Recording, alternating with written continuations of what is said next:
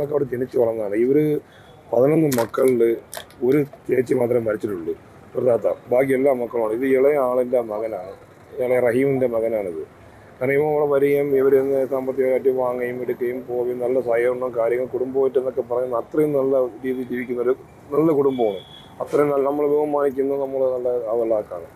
അപ്പോൾ ഇവനിങ്ങനെ കാണിക്കുമെന്നുള്ള ഒരു പ്രതീക്ഷ നമുക്ക് ആർക്കും ഇല്ലായിരുന്നു. ഇന്നലെ പുലിപ്പാറ നമ്മുടെ വാർഡിൽ ഒരു ബൈ ഇലക്ഷൻ ഉണ്ടായിരുന്നു. ഇതുമായി ബന്ധപ്പെട്ട് നമ്മളെല്ലാവരും ഇലക്ഷനുമായിട്ട് ബന്ധപ്പെട്ട് പള്ളിയിൽ നമ്മളെ പള്ളിയിലെ കളക്ഷൻ എടുക്കുന്ന ഒരു ആളീനുണ്ട്.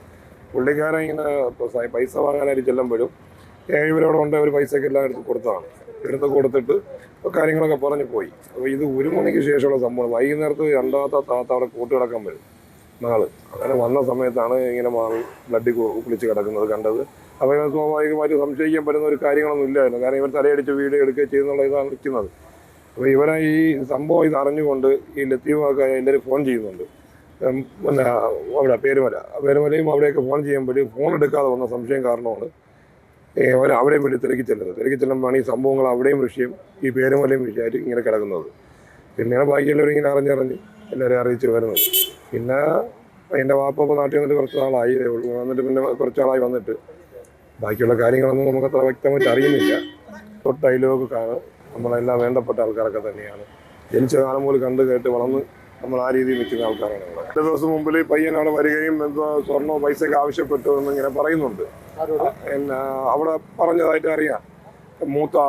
മൂത്താപ്പാക്കാരൻ്റെ എന്ന് പറയുന്ന പയ്യൻ്റെ മൂത്താപ്പുണ്ട്. പുള്ളിയുടെ ബദറുദ്ദീൻ എന്നാണ് പേര്, പട്ടാളക്കാരനാണ്. പുള്ളിയിൽ ഇങ്ങനെ അവരെ മുമ്പ് പറഞ്ഞതായിട്ടൊക്കെ ഇങ്ങനെ നമ്മൾ കേട്ടറിഞ്ഞു. അപ്പോൾ അതിൻ്റെ ഭാഷയൊക്കെ ആയിരിക്കാം. പിന്നെ പെൺകുട്ടിയെ വിളിച്ചുകൊണ്ട് വരികയൊക്കെ ചെയ്തു. ബാക്കിയുള്ള കാര്യങ്ങളൊക്കെ ഇങ്ങനെ അറിഞ്ഞു വരുന്നതേ ഉള്ളൂ. ആ പെൺകുട്ടി ഈ വീട്ടിൽ ഉണ്ടായിരുന്നു, പേരുമല വീട്ടിലായിരുന്നു.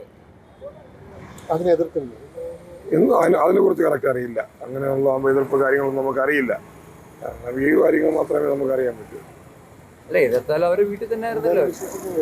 എന്താ വിശ്വസിക്കാൻ നമുക്ക് അങ്ങനെ ഒരു സംഭവം നടക്കുന്ന ഒരു കുടുംബത്തിലാണെങ്കിൽ കുഴപ്പമില്ല. എന്തെങ്കിലും ഇതൊരു ചെറിയൊരു പ്രശ്നങ്ങളൊക്കെ ഉള്ള ഒരു ഫാമിലി കുടുംബമാണെങ്കിൽ നമുക്ക് പറയാം, ആ വീട്ടിൽ ഇങ്ങനെ ഒരു വിഷയം ഉണ്ട്, അല്ലെങ്കിൽ ആ വീട്ടുകാർ ഇങ്ങനെയൊക്കെയാണ്, അല്ലെങ്കിൽ ആ കുടുംബത്തിൽപ്പെട്ട് അത് കച്ചറ ടീം. ഇത് അങ്ങനെ പറയാൻ പറ്റുന്ന ഒരു കുടുംബമല്ല.